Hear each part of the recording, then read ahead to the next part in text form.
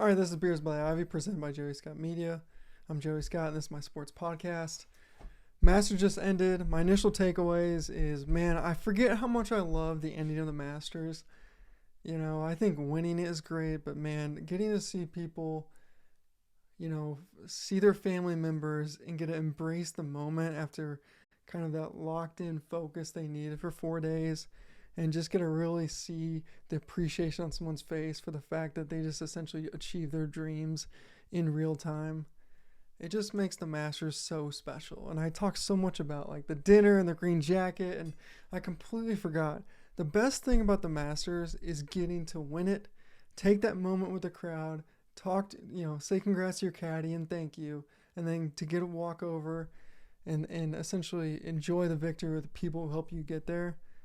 That is what the Masters is about. That moment. I think we all think about Tiger with his dad and then with his son. And those are the moments that the Masters is truly about. I did want to kind of jump into some recap, and I also wanted to cover essentially some things I saw from a leadership standpoint. At Beers by the Ivy, we're about having fun and realistically just kind of chill sports talk. But I also want to cover like good life lessons from sports, because that's what I miss about sports in my career, in my sports career. And we're not really about the idol worship of someone's success. I think that's their life. And Beers by the Ivy, we're mainly about building your life and building the listener's life. And then the small takeaways that you can take and work at your job or wherever you're at, So I do want to jump, though, once again, into the scores. Scheffler, -11. Oberg, I believe, -7. Miracala, -4. Homa, -4. Fleetwood, -4. DeChambeau, -2. Essentially, what I said in yesterday's video, there's 4 things that I thought would essentially it would take to win the Masters, and I feel like those 4 became true. And I'm going to kind of walk through some of that here. Scheffler, Aberg, Miracala, I feel like they all did a great job of just enjoyment of the moment. Also like belief in themselves. I thought that was maybe a gap I saw with some other guys. And you really look at it, it's like, look at the pressure that these guys were under. Let's talk about just Scheffler and Oberg. Scheffler's going for a second green jacket. He was the favorite going into the tournament. And there's only been 4 guys, Tiger did it twice, there's only been 4 guys who have been the favorite going into the Masters and won. And then lastly, which I think us as sports fans completely forget, that these people are just humans. They have normal human things going on in their life. This guy's got a child on the way. I mean, last time I checked, that is quite the situation. That's quite the effort. That's quite the thought process. A million things to think of. Dealing with your wife, preparing, planning, make sure she's okay. I mean, there's a million things. So my guess would be that his prep was not as intense as he probably wanted it to be. That would just be my guess. So another hats off to him. Aberg, first major at Augusta. First major ever. I didn't even know who this guy was, quite frankly. And he comes in and he just plays with balls, man. I mean, he just played with guts. And then Mirakawa, it's kind of what I was saying yesterday, is just smiles and enjoyment. I feel like his enjoyment was as good as anyone on the course. And enjoyment and appreciation for the moment are so important. Because if you don't have that, you're not going to be able to essentially process the information, right? You're going to have fear is what I'm trying to say. And then I want to segue into 2 guys. I don't mean to dog these guys, but I just feel like Max Homa and DeChambeau were the same situation, just flipped. Homa, without a doubt, has the ability to win at Augusta. I mean, there's no doubt about it. There's no doubt about it. But I just feel like if I was like, get to talk to him, I would be like, Max, just believe in yourself a little bit more. Like, you're the guy. Hit the ball. Where's the ball going? Center of the green. That's the answer. Center of the green. Not, I don't know. No. Center of the green. So, and then DeChambeau, similar note, but different side of the story is, I gotta plug this. Sorry, guys. Camera's going everywhere. Different side of the story. It's just like, there's something about just being able to walk up to the ball and hit the ball. Like, the thought of like, oh, I'm going to do all this calculations in the moment. No, that's what the prep is for. The prep is for, is for the thought process. When you're in the moment, it's all about appreciating that moment. That's all about the walks. It's all about the smile like Miracala had. Like, it's that is what playing the Masters is about. It's not about thinking through, oh, how am I going to do this, blah, blah, blah, blah, blah. No. That's the prep. It's too hard to go out there and think. You got to go out there and just feel the moment and know you're going to hit the shot and know how it's going to turn out.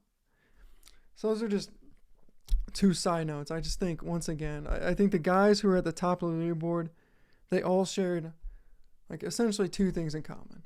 1, enjoyment for the course, enjoyment for the moment, not scared of the moment. And number 2, I feel like they just played with like better guts. Right? Just better understanding of who they are and what they came to accomplish. And you'll see that in anything in life. You know, I see it in my job every day. It's like, you know, we run these online calls, right, for a tech company. And anyone can run these calls. But it's just about who decides that they are going to be the one that has the ability to run these calls. Right? We all have the ability to do it. The question is, like, who's just going to step up and say, I got this one? You know, that's just a small leadership thing. But in golf, it's everything. You know, it's like a few of those. It's like, what was it on 12? Scotty Scheffler, boom, right in the middle of the green. Where else would it be? Just right in the middle of the green. You know, a couple of these chips. Oh, no problem. I'll put it 5 feet next to it. Not a big deal. You know, just another round. Just happens to be at Augusta. Just another round. But all in all, I think it was a great tournament. I do want to talk about Tiger Woods. It's hard for me not to talk about Tiger Woods in golf. I want to talk about benchmarks. My takeaway just watching Tiger Woods was I was super happy for him. And I was happy for him just because, like, his last his interview after he ended, he just had appreciation for being able to finish the round. And I think that's a new side of Tiger. You know, I think it was more about just like, you know, win by death if you have to. You know what I mean? Like Tiger Woods' competitiveness, which we all love. But it's just great to see him say, like, all right, I'm at a new stage of my career. Here's my new benchmark.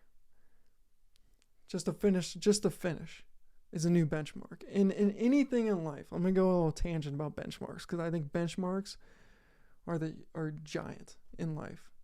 I see if you want to do something in anything you want to do, you want to learn guitar, you want to become a runner, whatever you want to do, just getting a benchmark is the number one thing you should do. And don't judge the benchmark.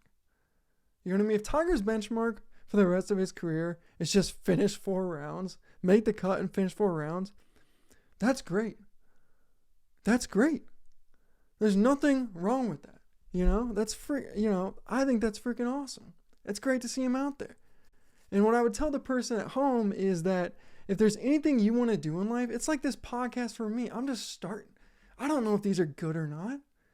You know what I mean? But I'm learning. And here's my benchmark. It's whatever this quality is, whether the quality is amazing or terrible. But I got a benchmark. And I can build off that benchmark. So I guess what I'm trying to say and get to and ranting on is to say, if you're out there and you're looking to do anything in life, just start it. Get a benchmark. I mean, geez, we just saw the best golfer, top 2 golfer ever. His new standard, based on his health reasons, is just to finish 4 rounds. Where like 12 years ago, it was to finish first, and that was it. Second place, huge disappointment. Failure, even. So if you're out there and you want to start something, get off your ass and start something. Take the world by storm. Get a benchmark. Build yourself up. And the next thing you know, you might be walking to a green on Sunday knowing you're about to win the Masters, hit that putt, give your caddy a high five, and then get a walk over and see your family. Where your sisters are like jump up and down, they're so excited, and then your parents give you a big hug. And then you got total class where you let the caddy walk with you. I mean, there's just nothing better than that. Nothing better than that. Great Masters.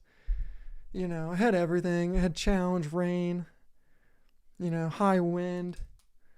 But, you know, 3 guys I think were at the top of the leaderboard once again.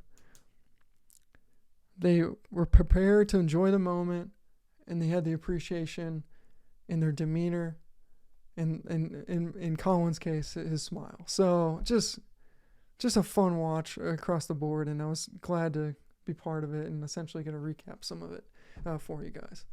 All right, that's the video.